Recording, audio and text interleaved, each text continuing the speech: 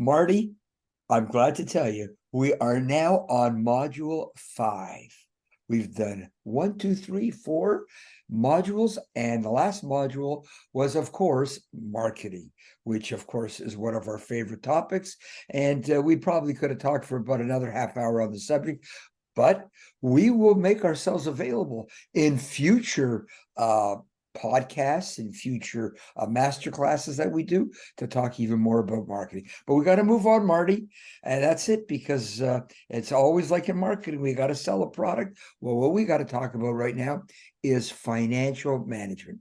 And I can tell you, as an entrepreneur, having started a few companies, and being a marketing guy, I got to tell you, accounting was not one of my favorite subjects. And as I grew my expertise in starting up companies, I became to embrace accounting. I became to understand and appreciate it more.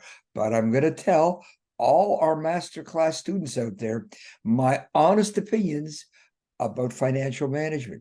And I really think they should be taking notes, because if you want to run a successful company, there's no question you're going to have the discipline of financial management. What do you think, Marty? I completely agree, Joel. And I think you have to have a complete and full understanding of, at a minimum, of a balance sheet and a revenue statement, at least those two things, and really understand what they mean, and understand what assets are and what liabilities are, understand revenue and gross revenue, cost of goods sold, net profit after expenses. It's not overly difficult to understand, but it's incredibly important that you do understand. But you do agree with me, Marty, that as you go along with your small company that's going to become a big company, you can learn it. You don't have to worry about schooling yourself totally in advance, because that will really scare the living daylights out of you. Yeah, Joel, I completely agree. And choosing a really good accountant is really important. And it's not just that they're good at what they do. It's somebody that you have some synergy with as well. Someone you can talk to, someone who is really intently and intently interested in your business. And sincerely interested in your business and seeing you successful. Accountants can help you in a lot of ways, and even in introducing you to other people that can help grow your business. No question about that. I mean, in selecting your accountant, a couple of things that I did when I started some of my companies, especially the first one, is that because finances were so scarce, we looked for an accountant who happened to be somewhat a friend of the family. And when I said to him, quite frankly, we don't have money to pay you today, but if we can get this company cash flow positive, over the next year or two, then we'd be more than happy to, to pay the debt of all the work that you've done for us. Are you willing to take on the work? And a lot of accountants will say to you, no way. But there are accountants who do want to grow with your business, as long as they realize that it's not an unridiculous or unreasonable amount of time that they got to put in. They will be willing to work with you and to kind of put off the billing for a period of time. Have you had that experience, Marty? Yeah, Joel. In fact, my first accountant, and quite frankly, only accountant for 38 years, started out as a family friend. And although he didn't charge me, nothing to begin with, he was extremely kind and generous in charging me very, very minimal amounts, understanding that the business was just starting and growing. And I think his charges each year were more based on the relative growth of the company than they actually were time spent or anything else. And we had this unwritten kind of rule between us that when we were doing well, he would be doing well. And there was never a question asked in the 38 years. And towards the end, I might comment that before we sold out to Wall Street, he did extremely well. And whatever he didn't get in the beginning, he got at the end, and everybody ended up happy. It's funny that you say that, because in one of the first companies I started, we had to deal with this accountant, and he was very good the first 3 years, no question about it. And we did land up paying him, but I often over those first 5 to 10 years, I kind of felt like the accountant felt like he was a partner in the business. It wasn't a question of how much time he put in. It was about, guys, now you can pay me. So it did get to the point that I felt he was excessive, and it was time for a change. And we did change. And that's the way it goes. So I think you got to be careful that your accountant doesn't feel that he's a partner. He's not a partner. He's a supplier, and you do have to keep them in check, because otherwise they can be extraordinary, the charges that you're going to have to deal with. Absolutely. And I think, starting out, Joel, when you're starting with your accountant, I think one of the first things that you want to do is look at probably creating a budget. And to keep things, fairly simple, I think we should just help our students with some real simple rules, at least to get started. In creating a budget, there's really, in my estimation, and I'm sure you'll add to this, but in my estimation, there's 3 things that are really, really pivotal in creating a budget. Firstly, is creating the budget itself, which means anticipating what you hope or think both the revenue and the expenses will be. It's tough to do at the beginning because you're just starting out and you don't know. But to have a budget to work with so you can anticipate, and you sit down with an accountant, you go through it and you figure out, this is what we anticipate in revenue based on our expectations. And once you've done our first 4 modules, by now you should have some idea as to what you expect in revenue, what you expect in expenses. So to create that revenue, create the expenses, and then what you want to do is every single month, you want to chart what the actual results are. So you always want to compare your budgeted amount with your actuals, and hopefully your actuals will create more revenue and less expense as you get smarter. But you always want to at least have a budget, know how you're going to spend your money, know how you're going to make your money, and then compare it to what actually happens. And then, of course, as the company progresses, the third column should always be what you did in your previous month that year before. So if you were looking at, as an example, you're looking at a September budget, you'd have the amount of revenue you expect, the amount of expenses you have, the net profitability you hope to have or loss. Then you'd have, by October, November, you'd know what those actuals are. And then your final report would actually compare September this year to September last year. So firstly, it gives you an idea of how are you progressing year to year? How are you progressing in terms of what you think your budgets are and what your actuals are? So that's how I would start out with an accountant. And if you maintain those 3 things, you can grow to a very substantial size before you have to do much more analytics. I think also what a startup should consider is, first and foremost, the cash flow position. The company is not generating any cash flow. Therefore, as far as labor costs, I say take out 0. Take out 0 out of your company. You haven't created any revenue. You're going to have to position yourself that in some way you can sustain yourself during the start-off mode. Once you get the cash flow, once that actually becomes reality, not something that you project may happen, but actually happens, and you can see that it's going to be repetitive with increasing increments, then you can consider taking out some salary. And I say conservative, conservative, conservative. When it comes to marketing, I say aggressive, aggressive, aggressive. When it comes to expenses, make sure that you can sustain whatever you're going to take out. And the other thing is, you're going to run into a position that you're going to have to either hire a marketing program, whether it's outside marketing or a digital marketing firm. You're going to have to say, well, hang on a second, it's going to cost X dollars. And for argument's sake, we'll say it's $1,000, right? Well, that's an expense. And then you're going to figure out what the return is.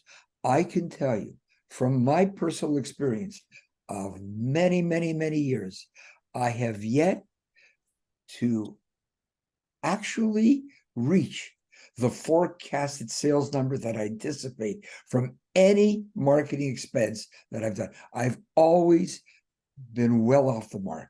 So my message to you is, if you're going to spend $1,000 a month in your budget, look at it as a write-off, because it may take 6 months for it to start taking. With marketing, as we said earlier, it's consistency. With expenses, it's also consistency, but it's also discipline.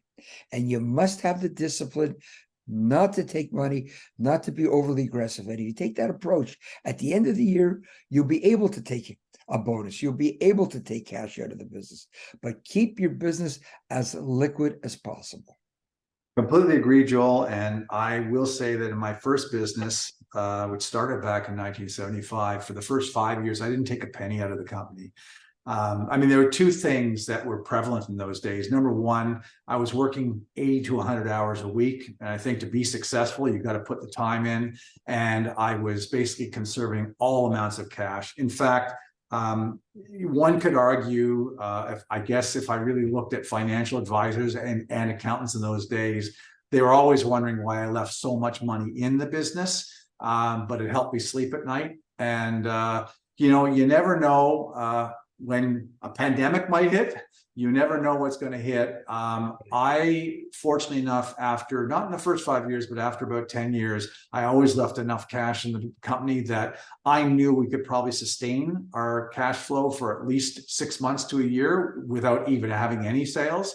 And the other side of that was, as you just referred to, is when you're looking at a return on investment, which we use the acronym ROI, when you're looking at your ROI, it is long-term. And Joel, you couldn't have said it any better than the fact that, you can invest in marketing for 6 months, a year before you see any results, because it's that repeated trial and effort to start seeing the return on your investment. And it does take time for marketing programs to work. So you have to be prepared and leave enough money in, knowing that there's no such thing as instant results anymore. Sure, and you have to be very optimistic in the potential of your business, but you also have to be very conservative in the control of expenses. And another thing, which I'm sure you'll agree, we've all had the problem, and to avoid the problem of mixing your business expenses with your personal expenses. Absolutely, right off the bat, get your business corporate credit card and keep your personal credit card separate. That's a discipline you should start from day one, because it gets very confusing. And the idea of compiling business expenses because you think you're going to have deductions, remember, you don't have any revenue. The deductions are worthless at this stage of the game. Completely agree, Joel. And it's really important to keep those two things separate, and make sure, the easiest way to do that is just have two separate credit cards, and just make sure that anything you're expensing, obviously, don't commingle the two. It's really easy to say to yourself today, oh, I'll just straighten this out at the end of the year. Not only does it add tremendous amounts to your accounting bills, but it adds a whole host of time that you can avoid right at the start. So discipline yourself right from the beginning to make sure that both business and personal expenses, are kept separately. And, you also need very much so to monitor and control your expenses. You got to keep a very close eye on them. And as Joel and I both have done throughout the years, is one of the beautiful things about monitoring your expenses and having an accounting summary at, which we talked about earlier, at the end of each month, is the ability to know where you might be able to negotiate with suppliers for better pricing, and just be open, honest, and transparent with your suppliers. If you're not making a buck, and if they want to continue being your supplier and you want to continue being their buyer, they may have to give some considerations to you at the very beginning and throughout the process. But Marty, before we get to suppliers, because I think that's a big topic that we have to focus on. Right. I think we should suggest, which I'm sure they're going to do anyways, is go to a bank, open up a bank account. You're going to do that. But when you do that, it's always good to meet the bank manager.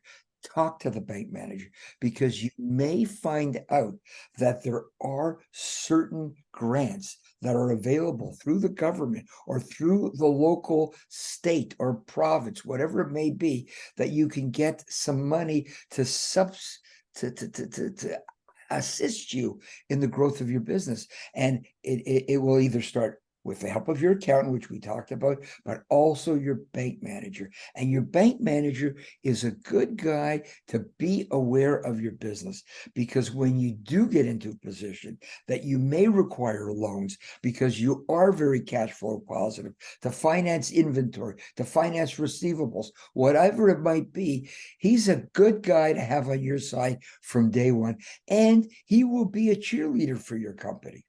Yeah, you know, Joel, actually, one of the key points that I wanted to express on this module was applying for government programs. So I'm glad you brought the topic up, because in addition to your bank manager, there are all kinds of government programs, whether it be, you know, scientific and research credits. There's all kinds of programs out there to assist startup businesses. There's even banks that are set up sometimes that have special divisions for small business. And in addition to that, pay attention to the individual small companies out there that actually offer the ability to go out and get the government programs for you based on a fee. And normally they don't charge you anything up front. If you, again, it depends on how you approach them, but a lot of these companies won't charge you anything, but they'll simply take a percentage. And usually it's 10 or 15% on success. And as we said, the bank manager is a great place to start. He'll direct you through the banking channels, who to meet, and they will line you up with your credit card applications.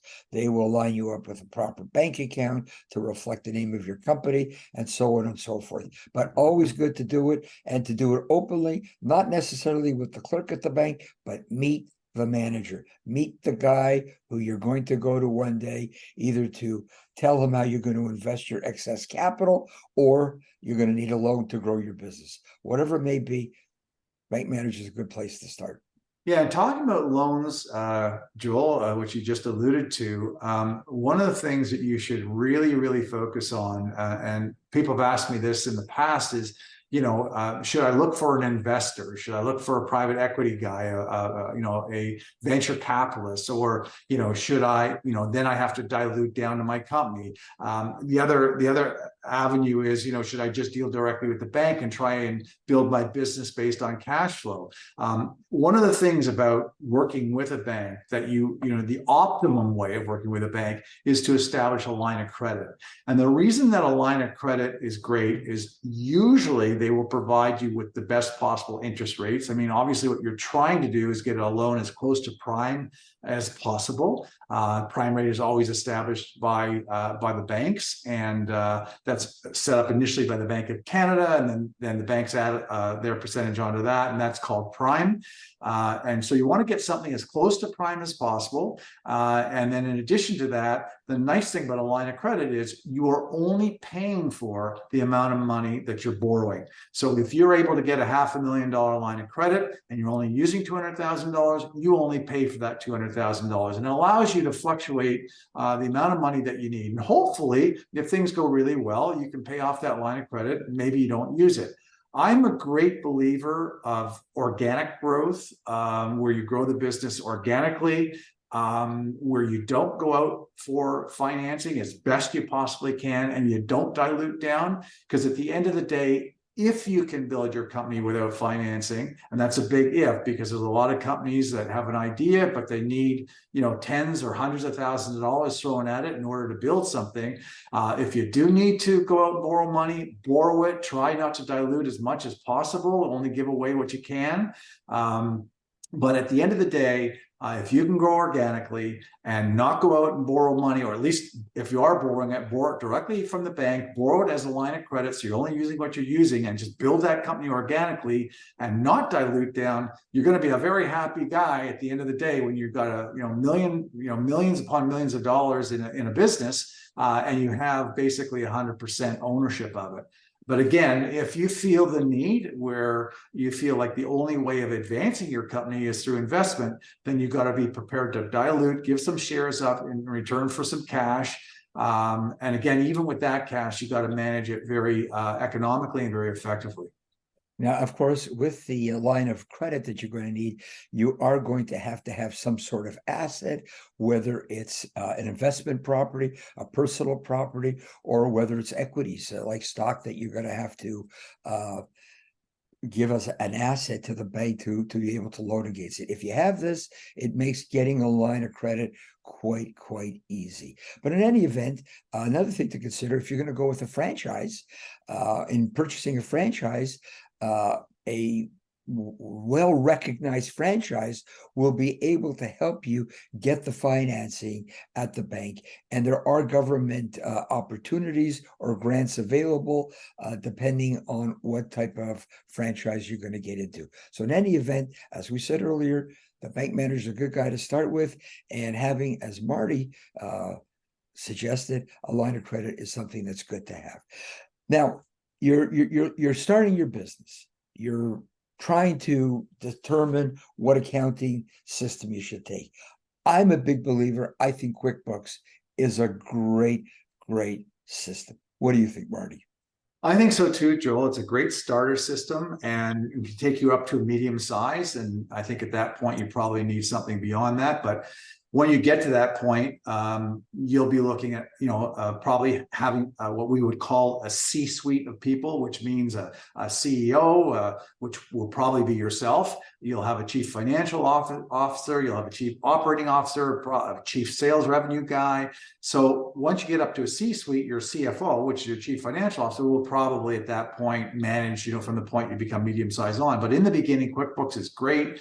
And as long as you are disciplined about recording all of your expenses and all of your revenue, putting it into the system, that system and that software will obviously spit out for you all the necessary reports that you need, including some of these financial reports that we talked about, where you may not even need your accountant to do it. You can probably produce your statements, et cetera, that you need each month. So yeah, using software, I think the key message from Joel and I here is use software, use even AI on top of software to run your business, because it's out there available. And unlike when Joel and I first started out in our infant days, everything was manual. Today, there's a lot of automated systems that can be of immense help.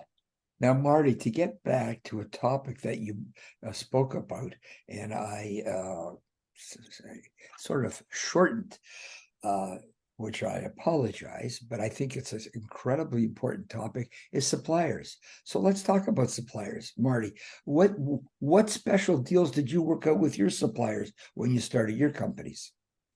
Well, Joel, when we first started out, one of the things that was very important was the terms. Obviously, whether you could pay them in 30 days or 15 days or 60 days. And I think, this is a very good point you've raised, because sometimes you set out terms with a supplier and you say 30 days, and all of a sudden revenue is off for a bit and you can't pay them within 30 days. And a lot of people choose kind of, to hide behind the door and not just hope that the, supplier doesn't call you. And I think this is a place where you really have to be proactive with your suppliers. And before there's a problem, you have to call them up and say, look, I know that we have, this amount due at the end of next week. Unfortunately, right now, business is a bit down. We're not going to be able to make it.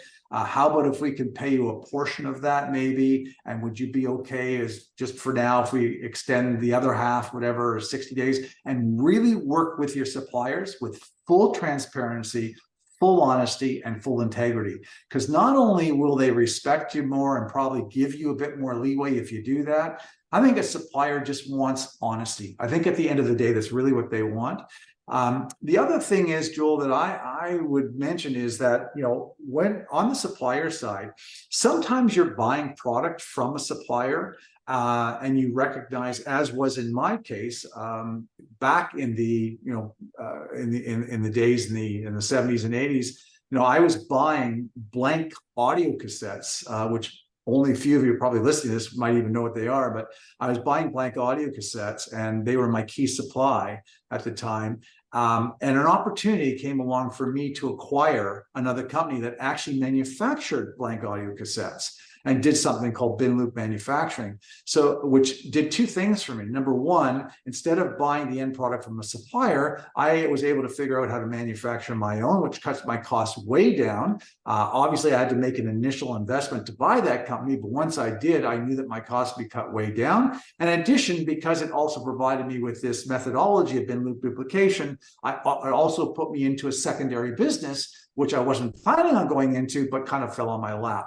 So you have to look as well as to get down to as close to the source of manufacturing. Again, if you look at some of the big companies today, I hate to keep bringing up their name, but if you do look at Apple, you'll see that they were buying their chips, etc., from another company, until all of a sudden now you see the M1 and M2 chips come along, because now Apple is manufacturing their own. So as you grow, you'll want to look to manufacture and really cut down that supply chain, so that you're not worried and not dependent upon either, first and foremost, you're not dependent upon buying things from other countries. And secondly, you're not dependent upon buying much of your supply from anybody else. And that all helps if you're manufacturing your own. So that's another one you want to look at. Is you start out, you might be buying somebody else's product and selling it, and then you learn how to manufacture that, and you learn how to then source it locally. So you, on your supply chain side, you want to buy things as cheaply as possible, but also as locally as possible, and at much as at the base manufacturing level as possible.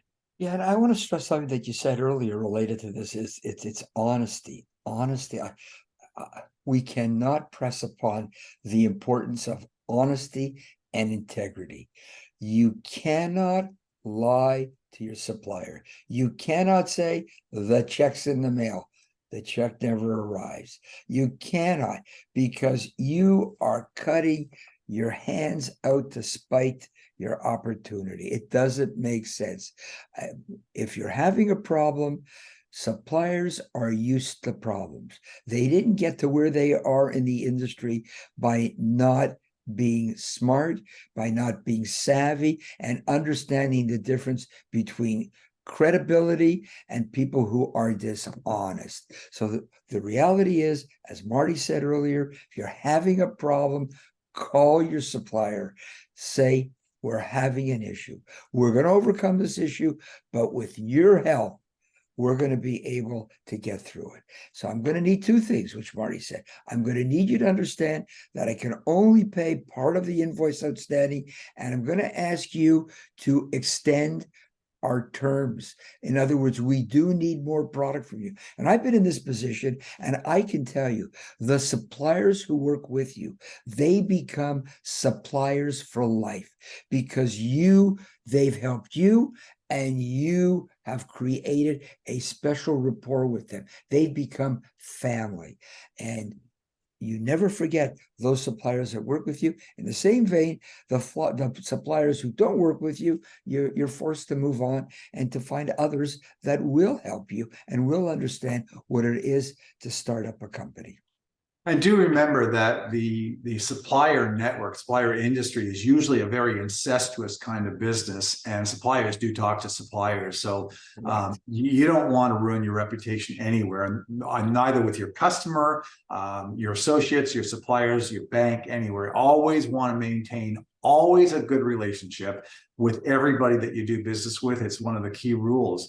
But Joel, it's interesting in dealing honestly with your suppliers. One of the things that you need to do is to know when you are in a bit of trouble and know when you can't make your payments. And the only way to do that is to monitor your key financial metrics. And knowing exactly where you do sit, looking at your gross profit, looking at your bank statements, understanding what your cash flow is. You alluded to at the beginning, which is probably the most important thing, understanding what money you will have and you won't have. Because remember, just as you have to pay your suppliers, your customers have to pay you. So if your customers aren't being honest with you and you're not being honest with your suppliers, you're going to have a real problem.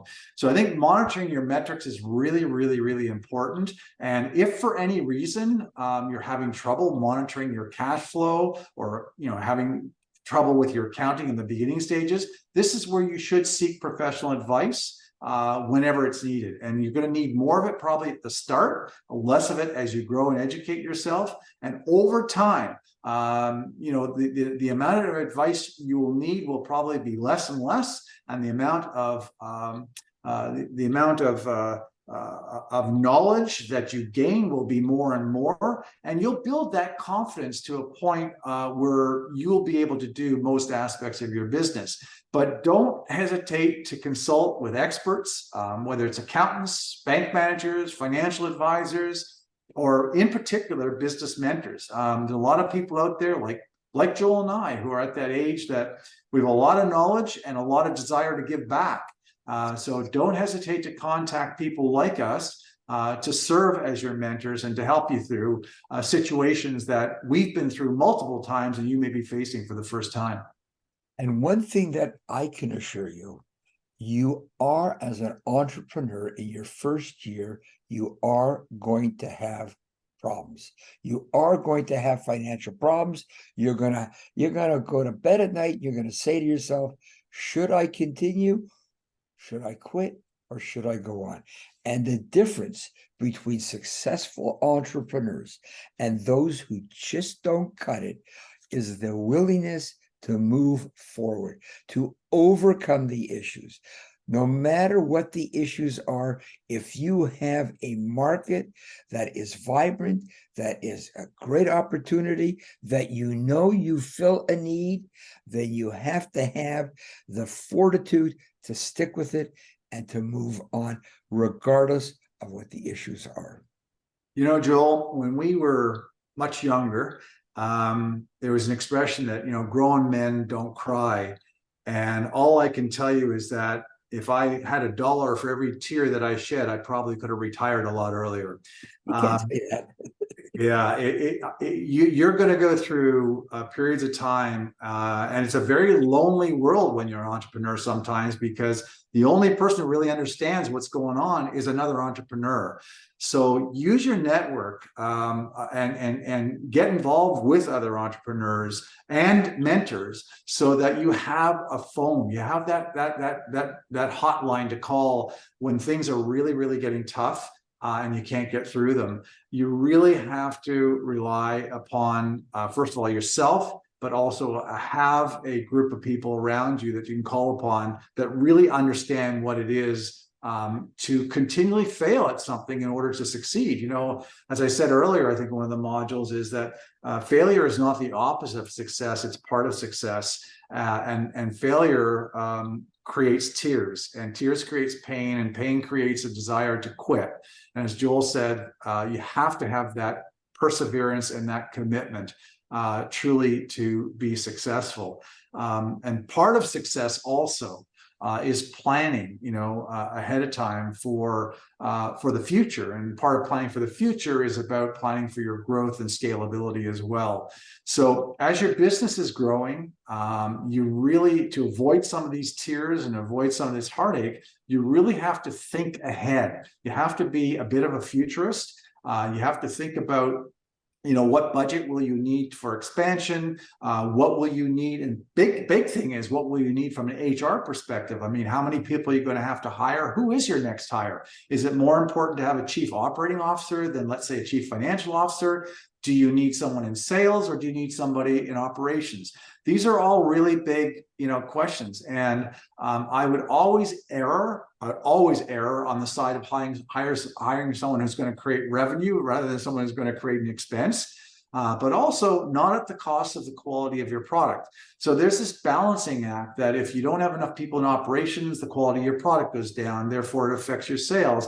But if you don't have enough people with sales, you can't pay for operations. So you really have to balance between the revenue, the expense side, and the quality side of your business. And again, as we alluded to earlier in the modules, there's this triangle this pyramid we call price, quality, service, right? In the old days, we used to say, pick any two of the three, right? Because you can't have all three. But truly, if you work at it, you can. You really have to look at providing the best price, the best quality, and the best service that you can. And balancing that from a financial perspective can often, those are the things that keep you up at night, and you really have to think through that. So plan ahead in terms of how you're going to scale your business. Also, part of scaling your business is the idea of how can you operate faster, cheaper, better, right? You got to, particularly today, you've got to use technology, and technology is your best friend in terms of doing things faster, cheaper, better. And here's the other thing I really have, Joel and I have to express to you. If you're not spending your time thinking about this, the sad news is somebody else is. And so if you're worried about your competition, you got to be doing this all the time. And again, as we alluded to earlier in module, sometimes, you work very, very hard to get up to a certain plateau. And then all of a sudden the money's coming in, everything seems great. You think you're set for life until the next competitor comes along with your product at half the price. So you can never, as an entrepreneur, I think if there's a message Joel and I want to send today, from a financial perspective and every other perspective, there just is no point in time where you can really rest. You really, really have to keep going and aspiring to that next level, planning ahead for your scalability, planning ahead and finding ways of doing things better than you're doing them. And that constant, it's that constant circle of revolution and innovation, right? You got to innovate, you got to create revolution, you got to be a disruptor, then you got to innovate, then you got to revolutionize again. So you have to keep going. And just because you've innovated your product and made it a little better, somebody out there is not just innovating your product, they're revolutionizing their product. They're finding a brand new way to just look at the automobile industry. Okay, gas cars, the people in the business, Ford, Chrysler, they thought gas cars would last 10 lifetimes, and look at what's happened overnight, this move to electric cars. And that won't be the end of it. We all think now, oh, when the electric car is going to come in, that's going to be here for the next 100 years. And I got news for you, it probably won't. My best guess is sometime in the next 5 to 10 years, someone's going to come out with something that's more energy efficient than electricity. And there'll be that next new car, whether it's nitrogen or whether it's some other kind of natural resource. But someone right now, as we're talking, just as Tesla and the other companies are progressing and think that they've got the market share in the marketplace and everyone's moving to electrical, there's some person out there that's using some other source of energy right now, figuring a better, cheaper way to run a car. That needs to be you all the time. Yeah, there's no question about that. There's no question about that. I know when I used to running the public company, when I used to go to my investor meetings, they used to say to me, Joel, so what do you worry about? And I used to say, I worry about everything. But having said that, I worry about everything, I also try to do everything to minimize my worry. So that means guys like the Tesla Corporation, yeah, they're worried about competition, but you can be sure that in their R&D department, they're working on their next product. They are 10 steps ahead of the competition. Wait and see. You'll see what's going to be coming. Having said that, I want you to remember a few things. With financial management, it requires discipline. It requires attention to detail and continuous monitoring by effectively managing your finance. You can position your startup for long-term success and financial stability. And that's a wrap for our Module 5.